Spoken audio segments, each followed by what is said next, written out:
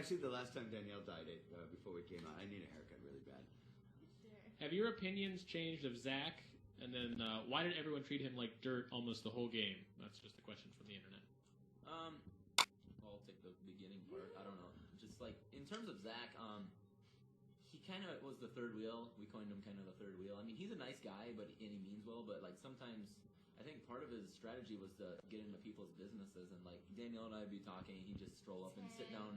Yeah, we'd actually had a countdown when we're like, Zach's coming in 10 seconds, and then we do the countdown. He was there. I mean, I think that just kind of annoyed people right away, and that got on people's nerves. But in terms of the end, I can't answer that. They're in there at the end. So. My opinion of Zach is a good guy. Jamaica referred to it perfect. She considered us brother and sister. Like, you know, there was times when I loved talking to Zach, and there was times when I just wanted to go outside and, you know, get the boxing gloves and punch him in the face. But, you know, it was honestly, and towards the end of the game, he became such an arrogant person that it was unbelievable. It was unbearable. And the things that he said, I even said, you know, in my goodbye message to him, Zach, you know, you're a really good guy. I've enjoyed getting to know you. But the things that you have said within this last week are just, I don't appreciate them. And I don't know who you are, like who you think you are to say these things. You know, that he's going to muscle us out and just all these fake things. Just say it's strategic. That's all you have to say. What's the point of lying? Over and over. He thinks that he was this great mastermind. You know, he told us at the end, he comes up to us and he goes, I just want to let you know, now that the strategic part of the game is over, online I'm ranked a professional chess player. And I look at her, I'm like, Zach, what does that have to do with the game? Like, where are you coming from? It was just always called a reality fantasy confusion, and I love Zach, but he's definitely confused. He played a lot more game in his mind than he actually played in the house. That's no bullshit. Zach got dragged along for so long because of bigger fish to fry type of thing. Zach was the last one of the original alliance that the late night crew was after, and he just kind of flew under the radar because there was always bigger. That happens. It seems like every single year. There's always bigger fish to fry. There's always a bigger threat, and Zach turned it on at the end, and I'll give him credit for that. But there's reasons that they get there. It's not just he didn't smoke through the whole thing, and he didn't have any great alliance through the whole thing, and or anything else that helped him out. What helped him out was me and Danielle being targets, deflecting attention away from him a lot of the time, and it was our choice. He was up against Amber, and we could have voted him out right then and there. And I scared the hell out of him, or as he liked to say, I intimidated him right before the vote. And then again, within minutes of the live show, dragged him into the round bedroom that I stayed in and made a deal with him that he ended up going back on anyhow. But the arrogance and the overconfidence at the end, it was left a really bad taste in my mouth about Zach. I thought it was pretty good to Zach throughout the entire thing. I mean, there was people that just getting zacked. You know, Zach would go somewhere and everybody would get up and walk away. And they coined that phrase. It's like, don't zack me. You know, so I was pretty good with Zach and with the little games and things that we would come up with, and you know, keeping each other entertained. And I even played chess with the guy like 500 times. I hate playing chess, but I don't know. Would any of you consider a Big Brother All Stars? I probably wouldn't. Yeah, I have my fill of it. It would be 6 years from now. I'd have to see where my life is. And according to Eric, people have already earned their place there, like him. According to Amber, she's earned her place there. According to a lot of people, they're already in All Stars. You know, this is the first one that they'd even consider. You know, out of the next 6. Who knows? Who knows if you'd be asked? And it depends where your life would be. I have no idea. It's something I would consider, but I'd have to see where I was at. In 6 years, I'll be 50. Yeah, that's I don't know. You always remember the good. Well, I tend to remember the good and forget the bad. So, and winning, it would definitely be a temptation without a doubt.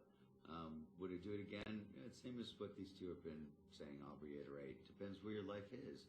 Putting your entire life. I mean, I've done this 3 times. Put my life, or prepared to put my entire life on hold for 3 months, and it's not an easy task with work and with everything else in your life, doing that this year and preparing to do that, 2 years ago and 3 years ago, it's not easy. It's a major pain in the ass. So yeah, it all depends. This next one's from Brandon in Oregon. I know that Dick and Danny both watched the show previously. Nick, I'm not sure if you watched a lot of Big Brother before, but who were your Big Brother crushes going in? Like, what player did you like, or what player were you attracted to? I only saw season 7 and Janelle, because she's from Minnesota. So She's hot. yeah, she's decent looking too. Or is this for everybody? I'm sorry, I apologize. To be 100% honest, honestly, I know I said that a lot. I don't think I had any Big Brother crushes. I mean, there was definitely people I respected as players, favorite players, Lisa, Janelle, and Dr. Will, definitely top 3 favorites, but I definitely wouldn't say I had Big Brother crushes. Janelle, no. Big Brother, let me think. Lisa. I absolutely adored Lisa in season 3. Danielle from season 3 as well. Crushes. Oh, crushes. You can do either. You can do either. Okay, I'll stick with the Lisa. I thought Lisa was adorable. I think from season 1, Jordan, the stripper, that all came out when she was on the show. She was hot. Janelle and Erica from season 4. Holly, I thought Holly was really, really pretty too, but Okay, Dick, admit it. This is from Brian in Dallas, this is Texas. a Jen thing. It's not a Jen thing. Okay. It's even better. Admit it and tell Nick that Danny is a pain in the butt. What?